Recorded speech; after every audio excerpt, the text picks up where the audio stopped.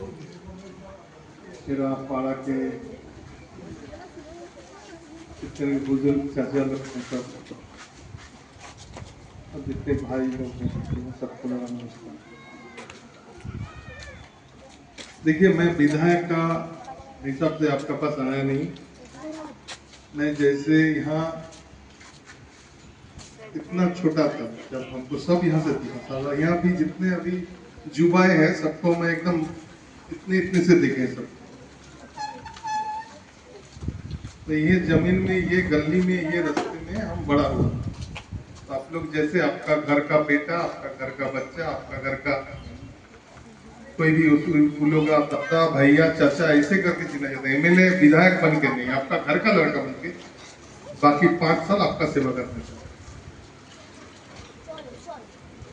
আমার উপর আপনারা যে বিশ্বাস, যে আস্থা, যে ভালোবাসা দিয়েছেন, আপনারা আমাকে বিধায়ক নির্বাচিত করে কলকাতায় পাঠিয়েছেন। এই 5 বছর আপনাদের বিশ্বাস, আপনাদের আস্থা আমাকে রাখা, এটা হচ্ছে আমার সবচেয়ে বড়। ভয় লাগছে এটা যে এত বড় দায়িত্ব আপনারা আমাকে দিয়েছেন, এত বড় বোঝা আমার কাঁধে দিয়েছেন, এই দায়িত্বটাই আমি ঠিক করে পালন করতে পারি। আর আপনাদের বিশ্বাসের যেন কোথাও যেন আমি বিশ্বাসটা যেন না ভাঙে। आपका भरोसा कभी टूटे नहीं। जो भरोसा आप किए हैं मुझे निर्वाचित करके, वो भरोसा कभी टूटे नहीं। ये चैलेंज है मेरा। 5 साल आप लोगों का साथ रह के, आपका सुख दुख में रह के मैं काम करता हूँ।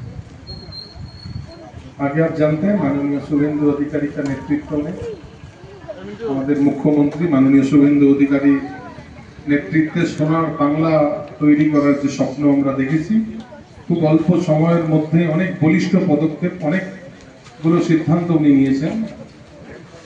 এবং সবচেয়ে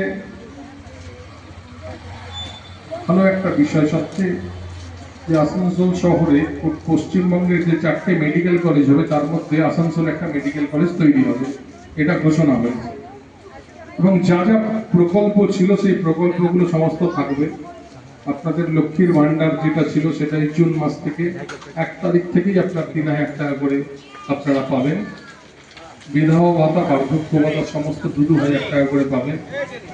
মাতৃশক্তি মহিলাদের জন্য বিনামূল্যে সরকারি বাসের পরিষেবা, 5 লক্ষ টাকা আয়ুষ্মান, 5 লক্ষ টাকার বিমা আপনারা পাবেন। আর যা যা সুযোগ সুবিধা আছে সমস্ত আপনারা পাবেন। আসানসোলের যে যুব, আসানসোলের ছেলেরা আসানসোলেই এখানেই চাকরি করবে, এখানেই তার পরিবারের সঙ্গে থাকবে, তাদেরকে বাইরে আর যেতে হবে।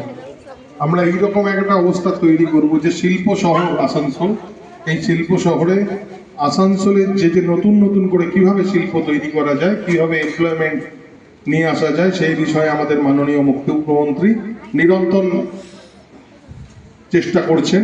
এবং আপনারা একটু সময় দিন, কিছুদিনের মধ্যে আপনারা বুঝতে পারবেন যে আমরা ইমিডিয়েট, আমরা যে সরকারি চাকরিগুলো ভ্যাকেট রয়েছে সেই সরকারি চাকরি আমরা ইমিডিয়েট সেগুলোকে পূরণ করব।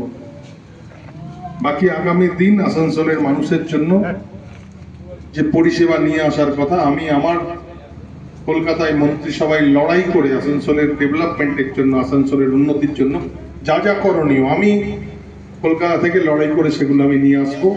আপনাদের বিশ্বাস অটুট থাকবে, এটা আমার নিজের বিশ্বাস। আমি চেষ্টা করব আপনাদের সুখে দুঃখে আপনাদের পাশে থাকার।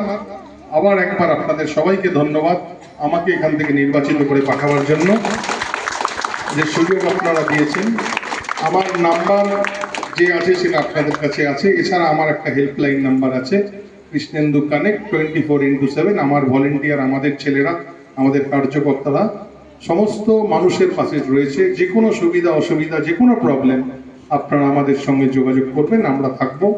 আপনারা আরেকটি কথা আপনারা জানেন, মাননীয় মুখ্যমন্ত্রী নির্দেশ, কোনো রকম কাটমানি, কোনো রকম তোলাবাজি, কোনো সিন্ডিকেট থাকবে না। এটা একদম মানে ঘোষিত নীতি। পশ্চিমবঙ্গ সরকার জিরো টলারেন্স, যে কোনো দুর্বৃত্তায়ন, যে কোনো দুর্নীতির বিরুদ্ধে জিরো টলারেন্স নীতি নিয়েছে। কোথাও কোনো সিন্ডিকেট, কোনো তোলাবাজি, কোনো এইরকম যদি খবর থাকে ইমিডিয়েট আমাদেরকে জানান, সেখানে কড়া থেকে কড়া ব্যবস্থা হবে। কোনো সরকারি লোক যদি কোনো রকম টাকা পয়সা কোনো কিছু চায়, আপনারা ইমিডিয়েট আমাদেরকে জানান, সরকারকে জানান। তো সরকারের প্রতিনিধি হিসেবে আমি আছি, আমাদেরকে জানান, ইমিডিয়েট সেই ব্যবস্থা নেওয়া হবে। নতুন বাংলা তৈরি হচ্ছে এবং নতুন বাংলায় সবাই মাথা উঁচু করে শিরদাঁড়া সোজা রেখে বাঁচবে।